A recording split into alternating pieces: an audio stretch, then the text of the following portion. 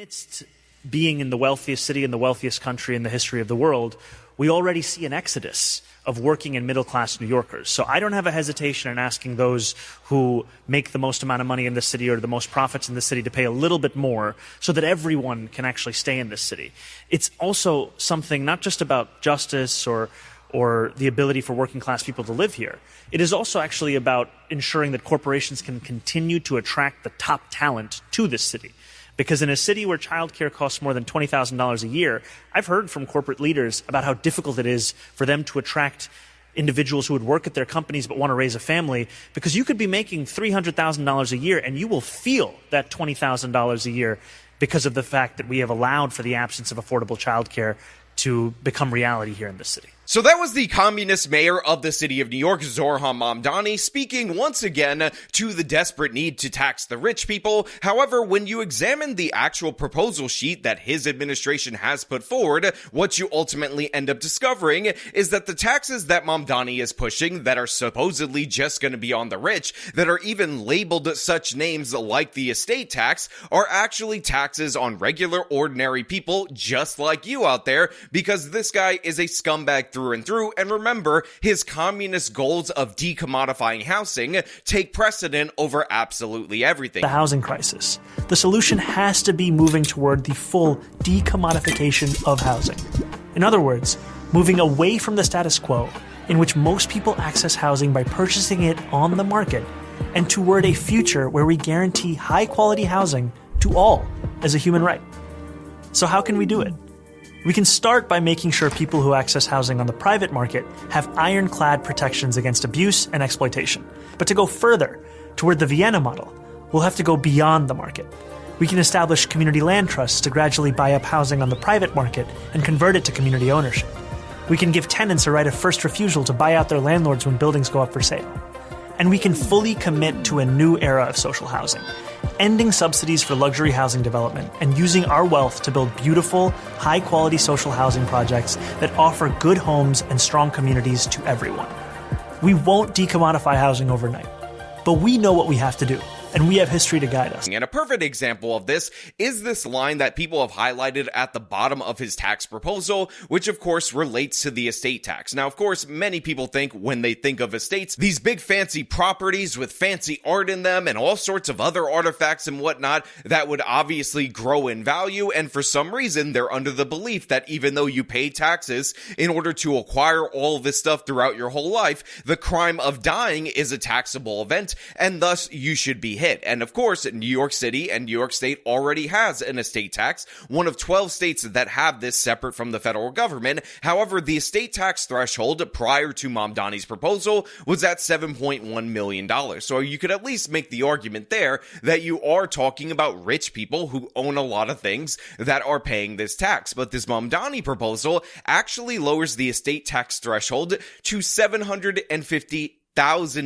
a 90% reduction in the threshold. And guess what? It just so happens that the average home in the city of New York is worth more than $750,000. So average, everyday, regular-ass New Yorkers, upon the moment of their death, are going to be expected to fork over a pound of flesh of their children's inheritance to this communist a-hole because he thinks that you're rich, and of course, he believes in the decommodification of housing. And one of the things that people have pointed out about this little Mamdani press conference is the fact that Sia Weaver, the woman who said that home ownership is white supremacy, that her goal is to disenfranchise white people, and of course she wants to decommodify housing, is standing behind Mamdani looking straight up like a villain in this photo, which is definitely not AI and definitely not photoshopped, to again sell this idea that what you earn throughout your whole lives is absolutely not yours, even though again Mamdani is pitching this as just taxation on the rich. You know, those rich people in New York that own the average cost for a home or an apartment in the city of New York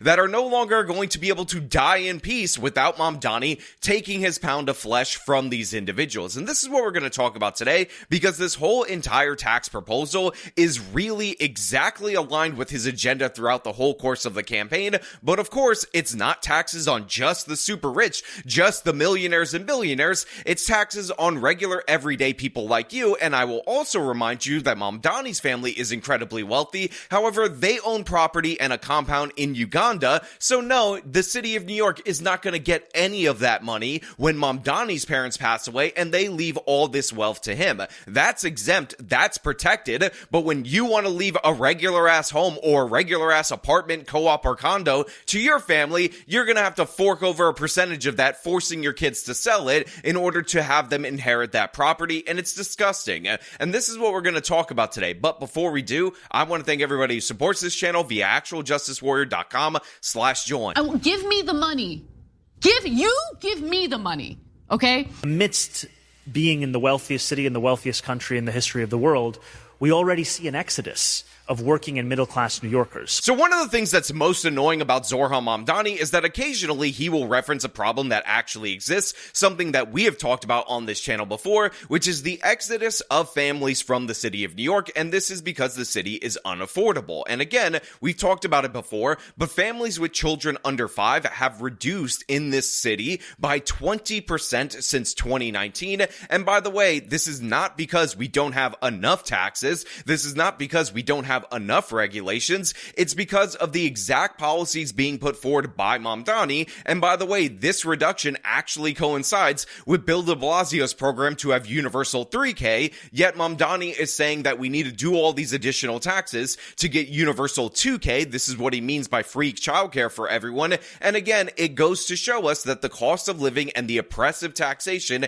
in this city are actually driving people away. Look at the city income tax. Over 3% of your income goes to the city. That's in addition to the state income tax when you're making between $0 and $12,000. And at the higher end of that, which by the way, the tax the rich threshold for New York City income tax is $50,000 a year. 50K in New York, you're paying nearly 4%. And Mamdani is saying that we need to raise those taxes and raise more taxes on these people in order to again make the city more affordable, because we all know that when the government takes more of your money, that somehow makes your life better and gives you more money to spend, even though obviously the opposite is true. But this tax sheet, absolutely legendary. What they're actually proposing raising, unbelievable if you weren't paying attention, but if you've been listening to this channel and you knew exactly where this was going, this won't surprise you at all, because the increases in taxes on regular ordinary people and the absurd tax rates that he's proposing at the city level are just mind-boggling. So again, we have the increase of the estate tax by lowering the exemption to $750K from the current value of $7.1 million,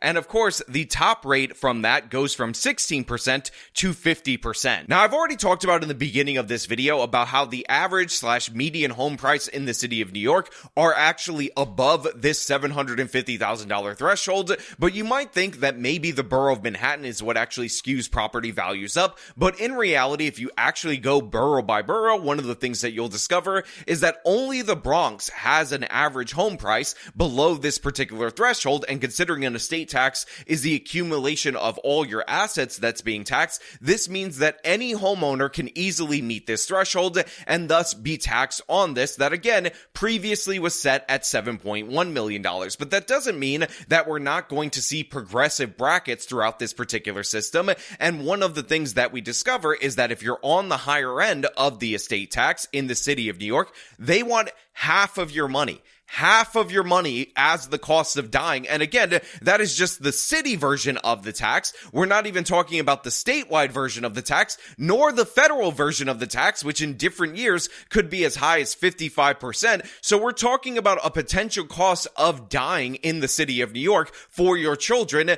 being a negative 5% inheritance based on if you had the 55% rate that the federal government once had for dying in the United States of America. So it's absurd, it's insane, it's asinine and ridiculous, and obviously this is going to drive people away, honestly more so than an increase in the income tax rate, because you could die at any time, and choosing between living in the city of New York and leaving your kids absolutely nothing is not a choice for most people in this country. So yeah, this is going to cause massive capital flight in the city of New York. But also on this board, one of the things that you'll notice is that New York City is going to be instituting a mansion tax. Now, technically, homes over a certain value in the city of New York are already taxed at an additional rate. However, just like with the estate tax, the death tax, Mamdani has decided that not only does he want to raise taxes on the rich, but he actually wants to lower the threshold in which you can be taxed on this so-called mansion tax to homes valued above $500,000. And remember, we talked about how in every borough, home values average price is above $700K except for the Bronx. Well, the Bronx average home value is between $480K and $497K. So yes, most properties in the Bronx will be covered under this. In addition to that, I will also point out this applies to condos and co-ops that are over this amount, townhomes as well. So yeah, this is what he's trying to do. Again, changing this tax bracket. If you own something over $500,000 in the city of New York, which is nothing, it's something that you could own in the worst neighborhood in this particular city, from 0% to an additional 1.45%. And I say additional because there are already taxes and fees associated with purchasing property already in the city of New York, but now the mansion tax that is supposedly just for the rich, just like the estate tax that is supposedly just for the rich, is being lowered down in order to target more and more New Yorkers. Now, there's much more in this proposal. You have the 2% income tax increase on the people making over $1 million.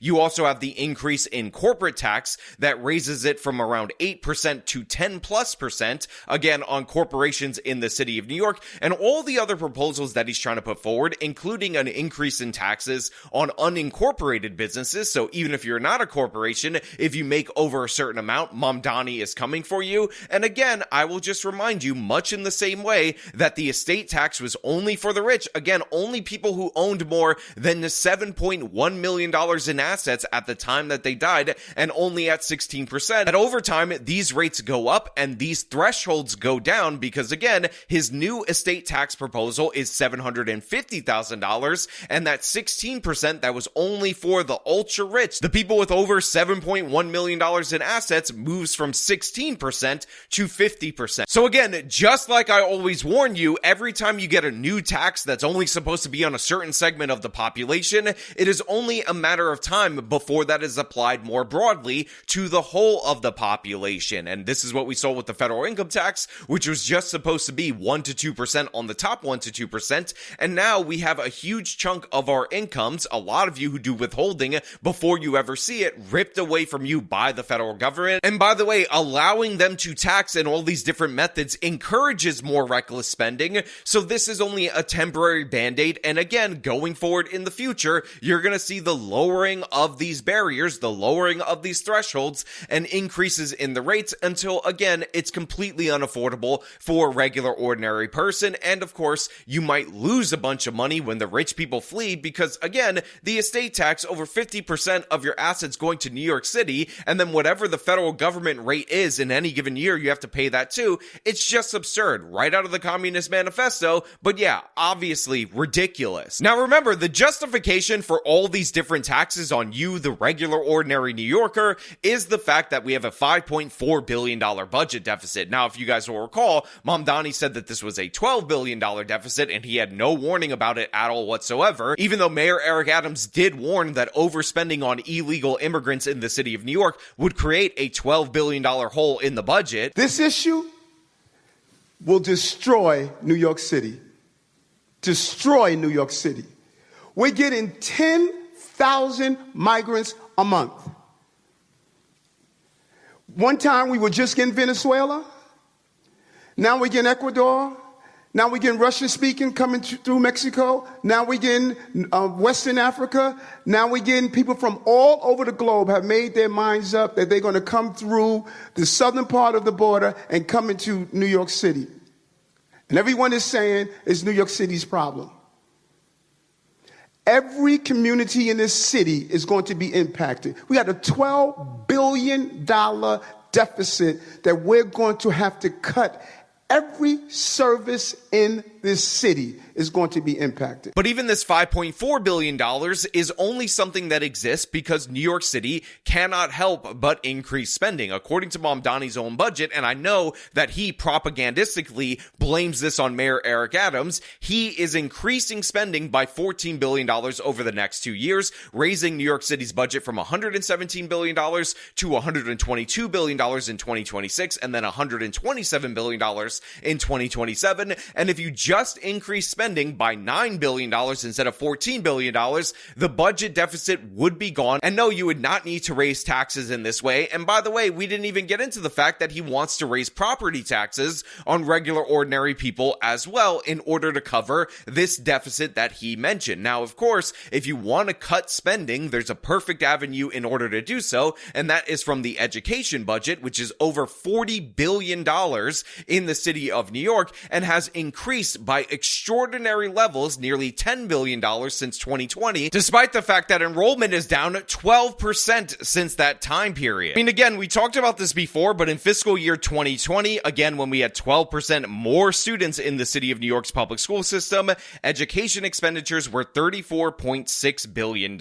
It increased in 2021, 2022, 2023, 2024, to now it's projected to be at $42.8 billion for the current school year that we're in. And this is despite the fact that, again, we've lost 100,000 students in the New York City public school system, 12% decline in enrollment, and just reducing this back to 2020 levels would actually solve the budget deficit 2 times over. And again, it would still be, in a per student basis, per pupil spending, an increase in spending. So it wouldn't even really be a cut at all if you decided to do that. But Mamdani not looking at that, and the reason why is because public education is not about the students, it's about the people that work in public education. So instead, you're going to have to pay a mansion tax on your super luxurious $500,000 one-bedroom condo. You're going to have to pay an estate tax if you want to leave your children any kind of property in the city of New York, even, again, something that is modest or the median property price, again, in any of the 5 boroughs. And you're going to have to pay an increase in property taxes because Mamdani absolutely 100% needs to hit you super hard in order to pay these people that, again, work in the political machine to keep him propped up, and of course satisfy Sia Weaver with the evil grin on her face, standing behind him like a true villain. Again, this was always about control, this was always about hitting you incredibly hard, this was always about socialism, and do not let this man's stupid ass smiling face fool you. This was always the intention. But you know what? Those are just my thoughts. I want to know what you guys think down in the comments below. As per usual, if you like this video, show them by leaving a like, subscribe for more content, follow me on my social media, support me via the support links in the description of this video. This has been me talking about Zohran Mamdani raising taxes on everyone. Till next time.